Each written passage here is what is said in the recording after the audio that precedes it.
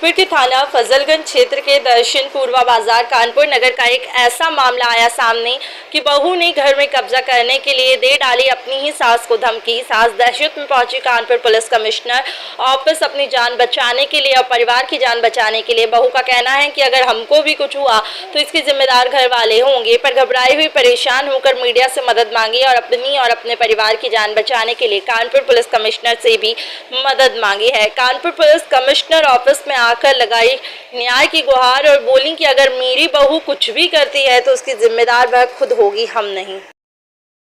मतलब गाली गलौज करा, मुझे मारा पीटा, मेरे बच्चों ने बचाने की कोशिश करी तो उनकी बीवी ने भी मुझे मारा। ये किस वजह से विवाद हुआ आपके साथ में? सर थोड़ा सा मकान को लेकर विवाद चल रहा है घर में। ये कहाँ का मामला है? दर्शन पूर्वा का। क्या विवाद हुआ आपके साथ? मेरे साथ विवाद जो है, मेरी जो जेठ की बहू है वो हमेशा टॉर्चर करती रहती है कि पूरे घर की मालकिन जे है। ऐसा कुछ नहीं है, मेरे ससुर हिस्से में सभी को कुछ दे कर गए हैं, कोई मैं अकेले मालिक नहीं हूँ, उनका भी अधिकार है, लेकिन वो चाहती है कि सब कुछ मेरे नाम हो जाए। क्या नाम हो जाए? मकान। तो इसमें क्या चाहती हैं? हम देना सब कुछ चाहते हैं, ऐसा कुछ नहीं है कि हम किसी चीज़ के लिए नामोसी कर रहे हैं या किसी चीज़ के लिए कुछ कह रहे हैं। जैसे मेरा अधिकार है उनका भी अधिकार है, मैं किसी चीज़ को ऑब्जेक्शन नहीं उठा रही हूँ। ये कब की डेट है? 30 तारीख को भैया, सबसे पहले 30 तारीख को उन्होंने मेरे साथ बदतमीजी करी, रात को 8:30 बजे की करी। क्या बदतमीजी हुई है? मतलब वो ज़बरदस्ती मेरे कमरे में लड़के बहू घुस आए, उन्होंने मुझे मारा पीटा और जब मैं बचाने की कोशिश करी उन्होंने ज़मीन में गिरा के मुझे मारा पीटा। और जब मैं थाने में गई तो मैंने रिपोर्ट दर्ज कराई तो मेरे परिवार वालों ने मिलकर मेरे साथ, मतलब सब लोगों ने मिलकर समझौता कराकर छुड़ा दिया उन लोगों को। उसके बाद 2 तारीख को फिर उन्होंने 8:30 बजे आकर, समझौता होने पर विवाद फिर क्यों हुआ आपसे?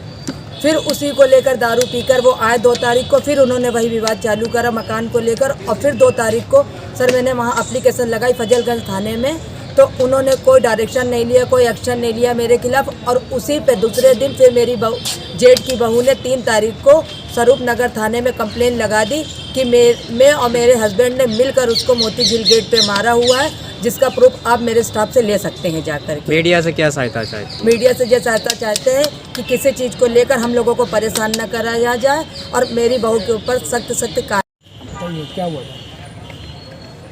मेरी बहू मुझे धमकी दे रही थी। क्या धमकी दे रही है? कि मैं फांसी लगा लूँगी, आगी लगा लूँगी अपने ऊपर, मैं सब लोगों को फंसा दूँगी, मैं झूठा इल्ज़ाम लगा दूँगी, मैं ऐसा से ऐसा कर लूँगी। तुम लोग ये इल्ज़ाम क्यों लगा रही है आपके ऊपर? सिर्फ मकान को लेकर भैया, ऐसी कोई बात नहीं है, सिर्फ वो मकान को लेकर झूठा आरोप लगाना चाहती है कि हम लोग छिन्न भिन्न हो जाए और मकान उसके नाम हो जाए।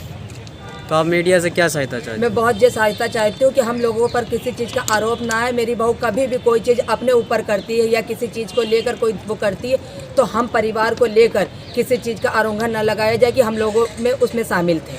अभी आप कहाँ आई हैं? अभी हम कचहरी आए हुए, ऑफिस आए हुए हैं। कमिश्नर साहब से हम मदद चाहते हैं हाथ जोड़ करके कि हम लोगों की सख्त सख्त सहायता करी जाए।